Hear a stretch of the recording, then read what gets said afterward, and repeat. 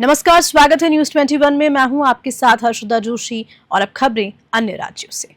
मुंडा Pandey police ने विदेश से सोना तस्करी के एक संगठित गिरोह का पर्दाफाश किया है। 2 दिन पहले विदेश से लौट रहे कुछ लोगों का अपहरण किया गया था, जिन्हें पुलिस ने सफलतापूर्वक छुड़ाया है। जांच में पुलिस को शक हुआ कि वो लोग अपहरण के शिकार नहीं बल्कि सोना तस्कर हैं। पेट में छुपाए गए 27 सोने के कैप्सूल बरामद किए गए, जिनका वजन 1.058 किलोग्राम है और बाजार में कीमत लगभग 1 करोड़ रुपए से ऊपर बताई जा रही है।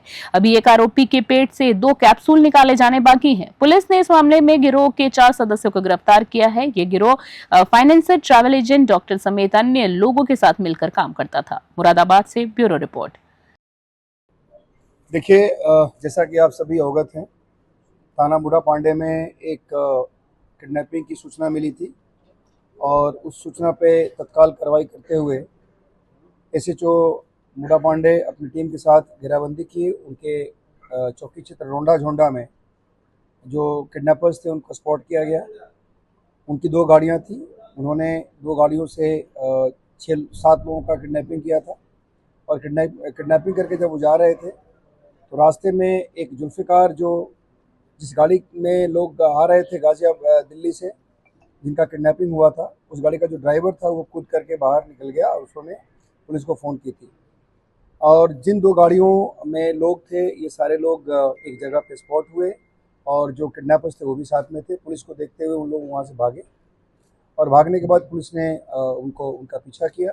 उसमें पुलिस के ऊपर उन लोगों ने अटैक भी किया। जवाबी कार्रवाई में 2 घायल भी हुए थे। इनकाउंटर में दोनों अरेस्ट हुए। उनको ला करके यहाँ पे हम लोगों ने अस्पताल में एडमिट कराया। उनसे पूछताछ की गई और पूछताछ में उन्होंने ये बताया कि जो किडनैपिंग इन लोगों ने की थी 7 लोगों की, उस किडनैपिंग के पीछे एक मोटिव था और मोटिव ये था कि इसमें से कुछ लोग दुबई से आ रहे थे और उनके पास गोल्ड होने की संभावना थी। उन लोगों ने गोल्ड एक तरह से कंसील किया हुआ था अपने स्टमक में और उसको लेने के लिए इन लोगों ने ये किडनैपिंग की थी। इस बात पे हम लोगों ने ऐसे जो इनकाउंटर हुआ था उसमें मुकदमा पंजीकृत किया था और मुकदमा पंजीकृत करने के बाद उसकी मेडिकल रिपोर्ट भी हुई। उसमें उसी इन्वेस्टिगेशन के प्रोसेस में जो लोग किडनैप्ड हुए थे उनका भी हम लोगों ने मेडिकल कराया था। उसी समय हम लोगों ने, चूँकि ये बात बताई गई थी कि इनके स्टमक में कुछ हो सकता है, कुछ इस तरह के जो धातु हैं, उसके लिए हम लोगों ने मेडिकल से रिक्वेस्ट किया। उनकी स्कैनिंग कराई गई और स्कैनिंग में ये बात सही पाई गई। उसमें से 4 जो किडनैप्ड थे, जिनका अपहरण हुआ था, उन 4 लोगों के स्टमक में एक्सरे में क्लियर कट मेटल्स दिखाई दिए और उसके बाद फिर हम लोगों ने उनको गवर्नमेंट हॉस्पिटल में एडमिट कराया मेडिकल सुपरविज़न में और हमारी फॉरेंसिक की टीम ने उनसे वॉलंटरीली जो इजेक्शन का प्रोसेस था वो कराया गया और उन लोगों से, चारों व्यक्तियों से टोटल 27 कैप्सूल्स बरामद हुए मेटल्स के, जिसकी जांच हम लोगों ने बाद में कराई और इसका वज़न भी कराया गया। ये वज़न लगभग 1.058 किलोग्राम निकला और ये जो हम लोगों ने यहाँ पे सर्टिफाइड ज्वेलर से उसको दिखवाया, ये सारे गोल्ड थे और गोल्ड 99.9 प्योरिटी के साथ थी, जिसकी कीमत लगभग 1 करोड़ रुपए बताई गई। उसको हम लोगों ने इन लोगों से रिकवर किया। उसके बाद इसमें चूँकि इन लोगों ने एक तरह से कंसील करके और ये सारे लॉज का वायलेशन करते हुए हमारे कंट्री के रेवेन्यूज़ को इफेक्ट करते हुए इन लोगों ने ये सारी स्मगलिंग की थी। उसमें हम लोगों ने संबंधित विभाग को भी बताया था, उनकी भी टीम आई थी। उसके बाद हम लोगों ने इसमें जो इनके कृत्य थे उसके आधार पर हम लोगों ने अभियोग पंजीकृत किया है।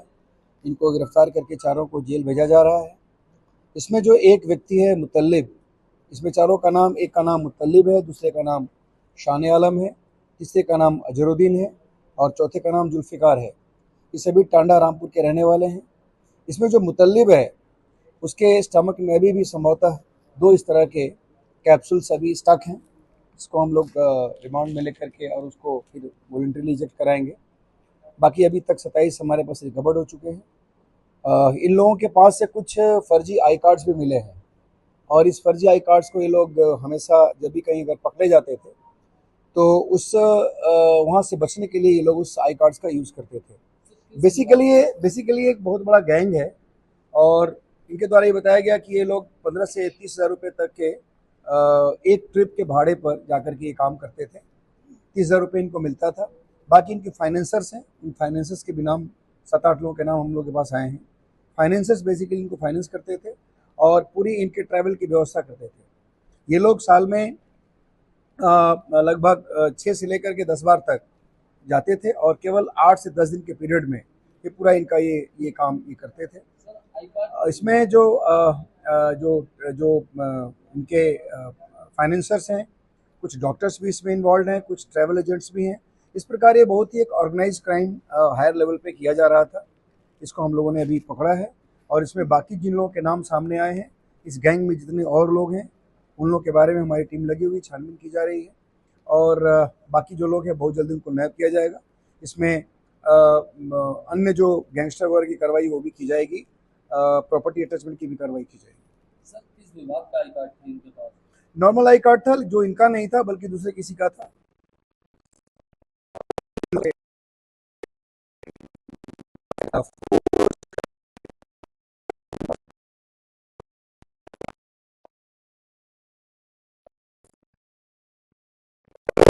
इन लोगों ने ही बताया कि लगभग 6 से 7 बार ये लोग जा चुके हैं।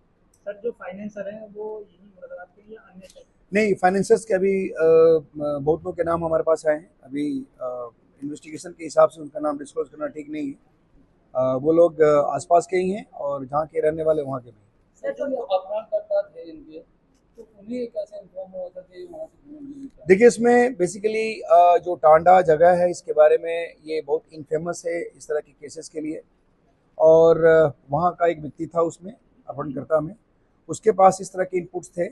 अब किस तरह से इनपुट आया इसकी हम लोग छानबीन कर रहे हैं। सर, कुछ डॉक्टर भी आ रहा है इसमें जो इनका? मैंने आपको बताया कि इस गैंग में कुछ डॉक्टर्स भी हैं। जब ये लोग वॉलंटरी रिजेक्ट करते हैं और अगर बाय द वे कहीं स्टक हो गया और नहीं निकला तो ऐसे केस में ये लोग डॉक्टर की सहायता से उसको रिजेक्ट कराते थे। इस प्रकार जो है वो होना चाह रहे हैं MBBS? देखिए, इसके बारे में अभी कुछ नहीं कहा जा सकता है।